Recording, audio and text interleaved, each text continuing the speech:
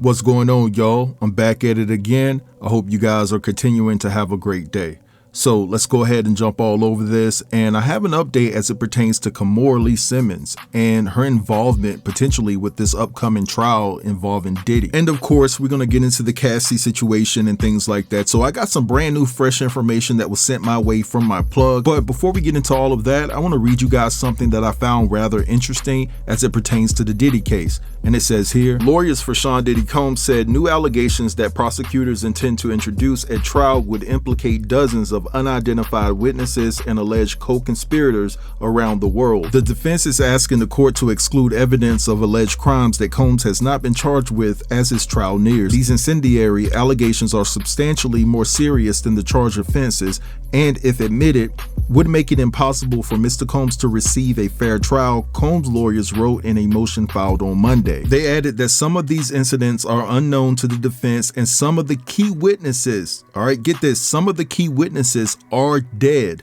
Combs' lawyers said that if the evidence is admitted, even one would require a series of mini trials that would double the length of the trial. The prosecution initially said the trial would last 3 weeks. Now, there are two things that caught my attention in regards to what I just read you all. And the first thing being is when Diddy lawyers said that these new allegations that could be brought up by the prosecution team could definitely involve co-conspirators around the world. And I'm thinking to myself, a co-conspirator could be just your regular everyday Joe. But I suspect that the co-conspirators that they're alluding to include some pretty big name people. I'm talking about politicians, athletes. LeBron James was just named in a lawsuit and things of that nature. And you know, something that has failed to hit the media or whatever, or they may have the information but have been reluctant to put it out, is the fact that the California governor, Gavin Newsom, he is not clean whatsoever. Now, I'm not saying that he would be a co-conspirator that's on their radar, but I have profound and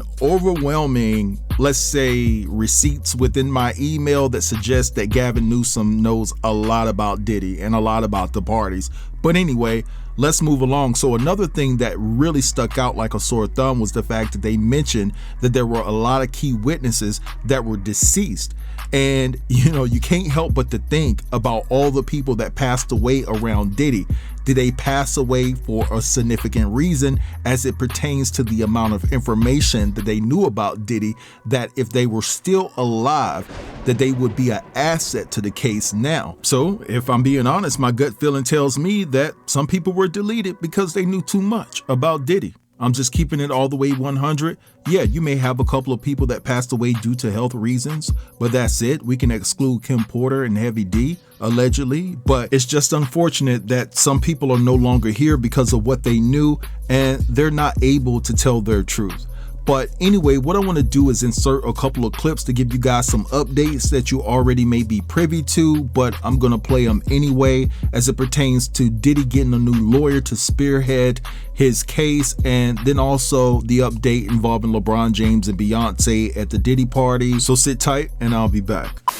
This is a Diddy update that you definitely want to watch. Now, if you have been following this case closely like I have been, you already know that he already has an all-star dream team of lawyers, very expensive, high-powered lawyers with a great win record.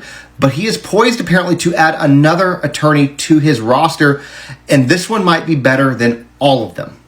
Now, as a lot of you guys already know, Diddy is represented by the Agnifilo as part of his legal team, who is also the same team that is representing this guy. But in addition to that, there's an attorney on his team by the name of Tinny Garagos. And if that name sounds somewhat familiar, well, it's because her father is Mark Garagos. And if you're still trying to place it, he has covered some of the biggest trials that you have definitely heard of. Things like Chris Brown, Winona Ryder, Michael Jackson, Scott Peterson, Jussie Smollett, the Menendez brothers, Roger Clinton, Suge Knight, Scottie Pippen, and he's also gone up against New York Life over the Armenian genocide descendants, as well as Bowflex. Anyways, this guy is an absolute powerhouse, and he's usually pretty damn successful. This is definitely something that we should be watching and keeping an eye on. Paperwork is expected to be filed in the next few days to make him a lead on his case. A new Diddy accuser claiming he was assaulted, raped, and humiliated at a freak-off party in Miami, and that other big stars saw him in rough shape. TMZ is all over this story. Branson Quirk joining us live. Now, Branson, let me get this right. This new Diddy accuser is basically claiming he was assaulted at the freak-off party, and he claims that other celebrities were there as well.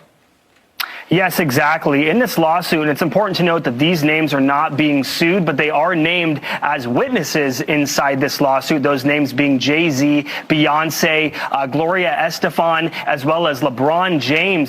Just to paint you a little bit of a picture of this horrific lawsuit, a man by the name of Joseph Marzano, he claims that he had, in the beginning of this lawsuit, he claims that he woke up in a mansion, this is way back in April of 2015, in a mansion owned by Gloria and Emilio Estefan, and when he woke up not knowing how he got there, he was then led through a tunnel to Diddy's house, and we can confirm that Diddy, his home is nearby to Gloria and Emilio Estefan's home, and once he was through this tunnel, he eventually came across and claimed that LeBron James was walking by in a towel of sorts, saw him in rough shape, and said, someone's got to do something about this, and then continuing on through that, they ended up stripping his clothes. They put a demoralizing mask on him, a mask of sorts on his face to humiliate him, and then he claims that Beyonce and Jay-Z saw him in this mask, prompting Beyonce to then ask, why is there this man in front of me wearing this mask,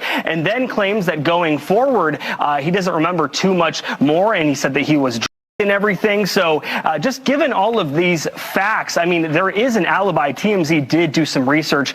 Jay-Z was actually in New York City on April 1st. So that kind of, combats this. And then going also to the claim that Jay-Z was there in general, and then the other people were there in general. It's just this lawsuit technically does sound like an April Fool's joke, but no, it is not. This is a real lawsuit filed by a real attorney. And this man claims that this did all happen. All right, so you guys just heard all of that, and I do want to reiterate that LeBron James, Jay-Z, Beyonce, nor Gloria Estefan are being implicated in a lawsuit. They're just people who saw him in this predicament, this unfortunate alleged predicament, and things of that nature. So we'll just have to see how this play out in court. Now, one thing that's crazy to me is I couldn't imagine that Gloria Estefan got down with the get down. You know what I'm saying? For him to say that he was at her mansion or woke up at her mansion, that is just particularly crazy to me, because she's always come across as a classy woman that would never, you know what I'm saying? But anyway, let's go ahead and get into this message that was sent to me that I got from my plug. Now, I do want to say before we get into it that the information that I'm about to convey to you is all alleged. I cannot confirm or deny that these events took place. So let's go ahead and get into it. He says, Yo B, Warner Brothers and NBC Universal have reached out to Kimora seeking more evidence that Diddy was involved in Kim Porter's deletion.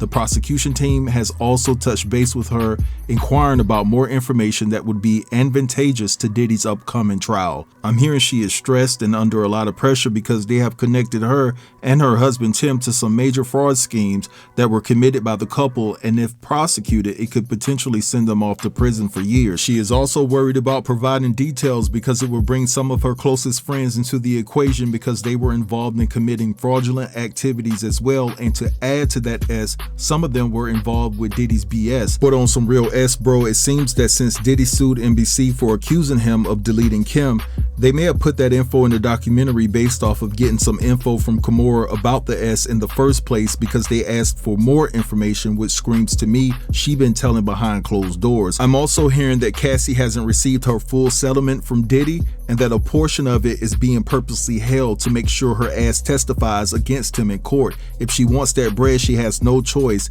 and that was agreed upon when she first won the settlement behind closed doors. That girl that be around Cassie, Tiffany Red, be telling her damn business. Now, I will say this, and when I talked to him, I did push back on it to him, so it's not like I'm talking behind his back or addressing him without addressing him first.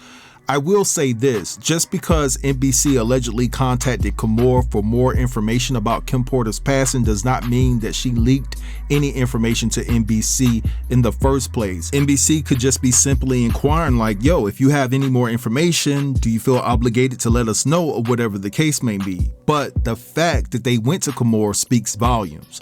But anyway, I'm gonna let this go right here. I want you guys to drop down in the comments and let me know what you think about everything that was discussed in this video. Don't forget to like, comment, share, and if you're new here, consider subbing to the channel. I'll get with you guys later. Peace.